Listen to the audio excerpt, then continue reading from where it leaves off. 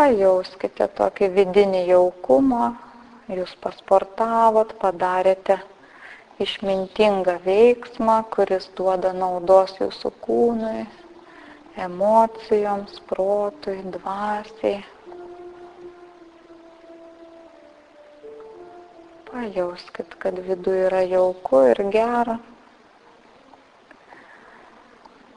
Ir kol kūnas ilsisi, pabandykite įsivaizduoti tą laiką labai seniai, kai visatos dar nebuvo. Kai buvo visiška tuštuma, visiška nebūtis. Buvo tik tai Dievas neišreikštas. Pabandykite įsivaizduoti, kas tai yra. Dievas neišreikštoj formai, jo nėra, nieko nėra, bet visa tai yra Dievas. Visiška tuštuma, visiška nebūtis.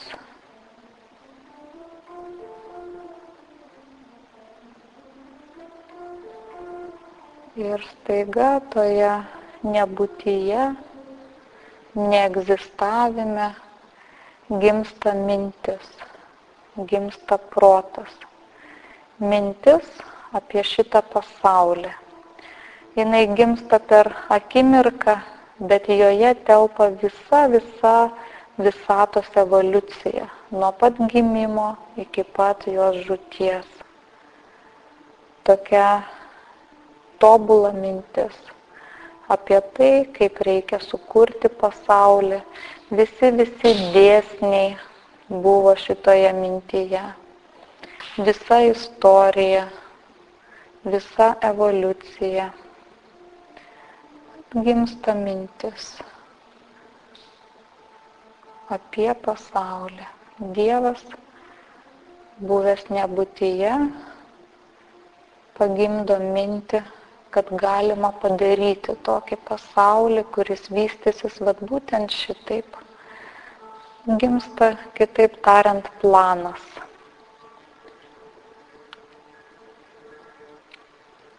Šio pasaulio, šios visatos planas, kuriame esate ir jūs kažkur. Tame plane jūs esate ne tik tai kaip šis asmuo, ši asmenybė,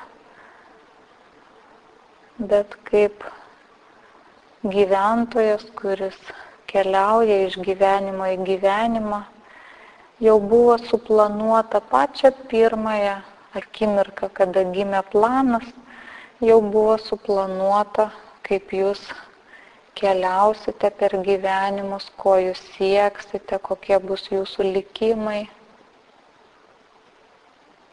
Bet ta mintis dar tik tai mintis, tik tai planas.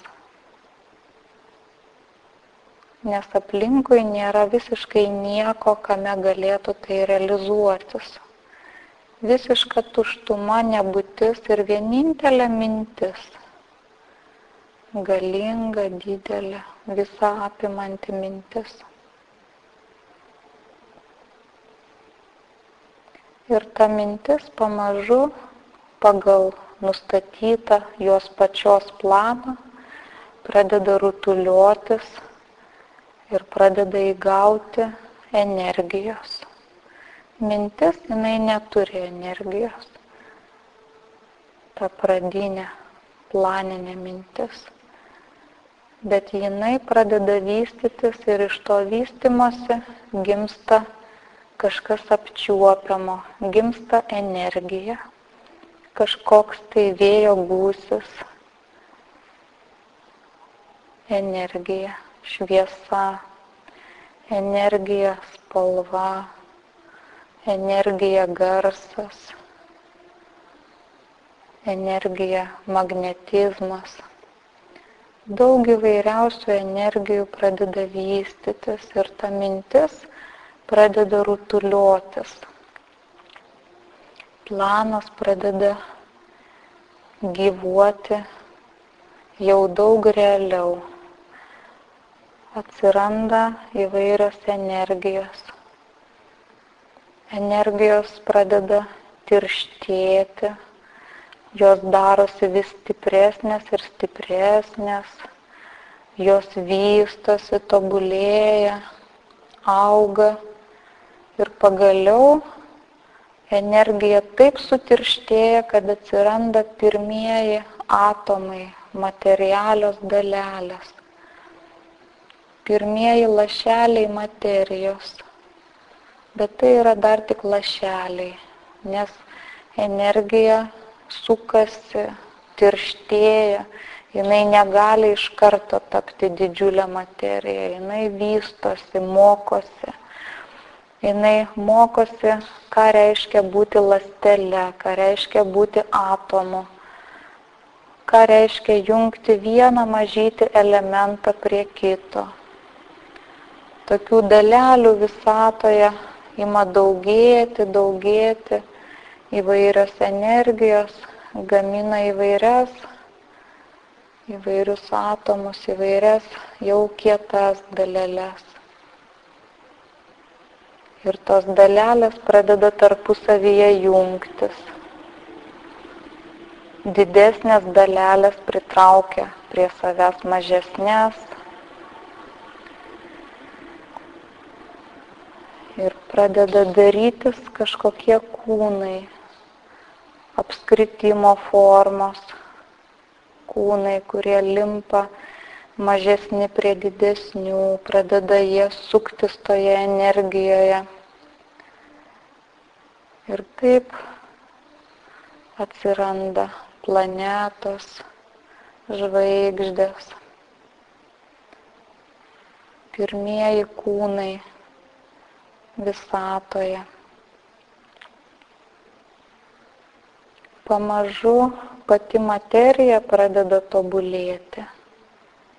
Jinai pradeda darytis gyva ir būtent nuo šito taško prasideda evoliucija. Iki šito taško vyko involucija, tai yra Dievas tampa materija.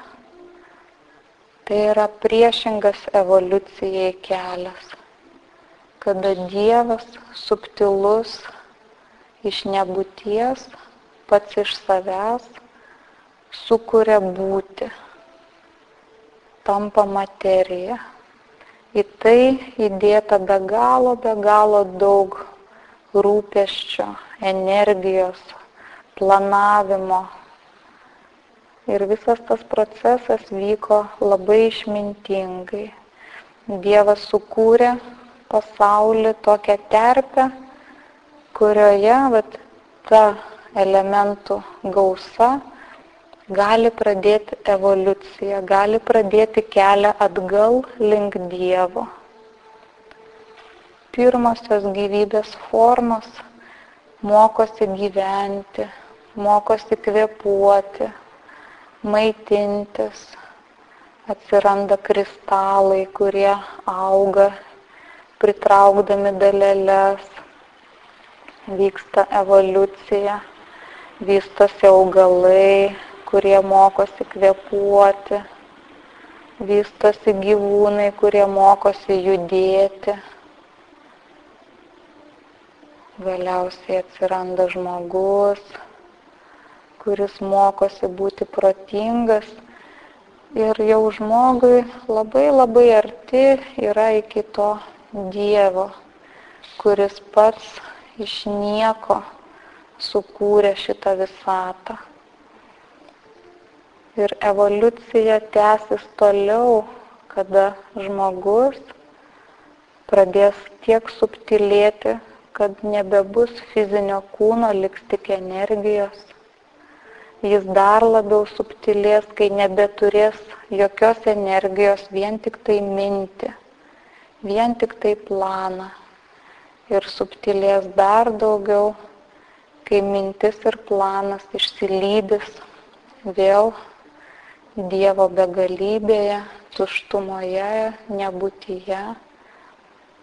Tokia didžiulė, planinga būtis. Pabandykite keletą akimirkų pabūti toje būtyje, pajausti save tos būties dalele.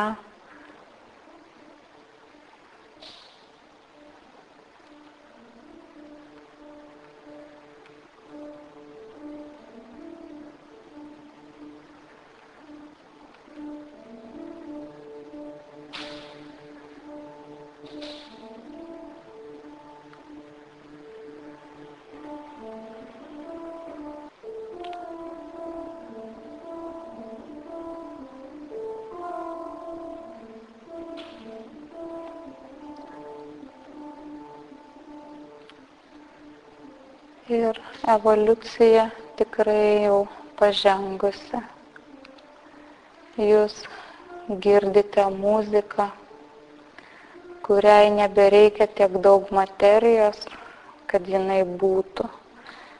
Čia nėra to instrumento, nėra to žmogaus, kuris gali skleisti šitą garso energiją. Yra mažytis diskas, mažytė dėžutė, mažytė kolonėlė, kuri leidžia šitą garsą. Energija didelė, garsas yra, muzika yra, o materijos labai mažai. Vadinasi, evoliucija juda pirmyn, materijos mažėja, daugėja energijos. Pajauskite, kaip yra viskas prasminga, visi išradimai, žmogaus protas veda jį atgal į energijas be materijos.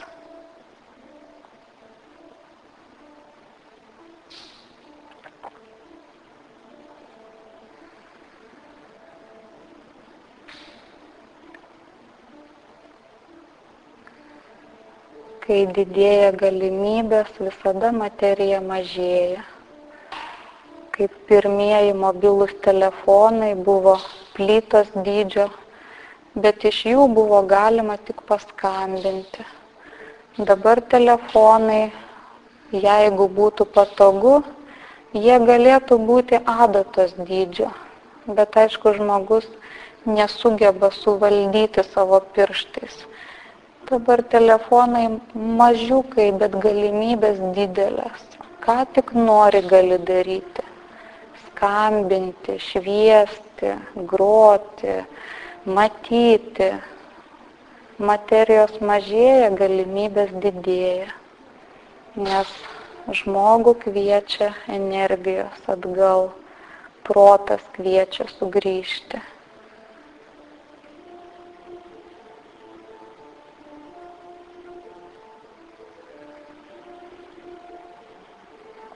Pajauskite save žmonijos dalimi. Nesvarbu, kad jūs patys nekuriat kažkokių tai ypatingų mechanizmų, ypatingų aparatų, bet jūs bendroje žmonijoje esate svarbi dalis. Galbūt jūs ugdote naująją kartą žmonių, galbūt jūs maitinate tuos žmonės, galbūt prižiūrite tvarką. Galbūt lavinate fizinius kūnus. Jūs esate dalis, kuri prisideda prie bendro žmonijos darbo, prie grįžimo atgal.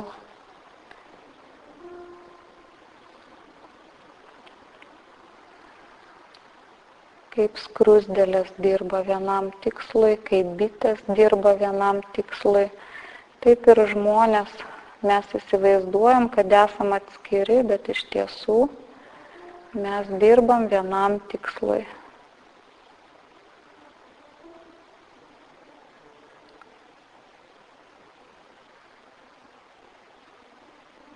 Pajauskite savo vertę šitame pasaulyje.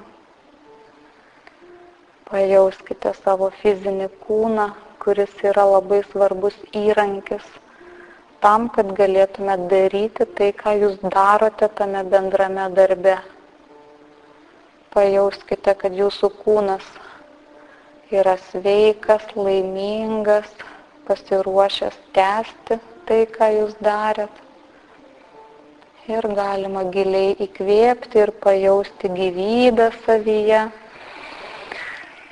Ir po truputėlį tai gyvybei leisti judinti jūsų kūną.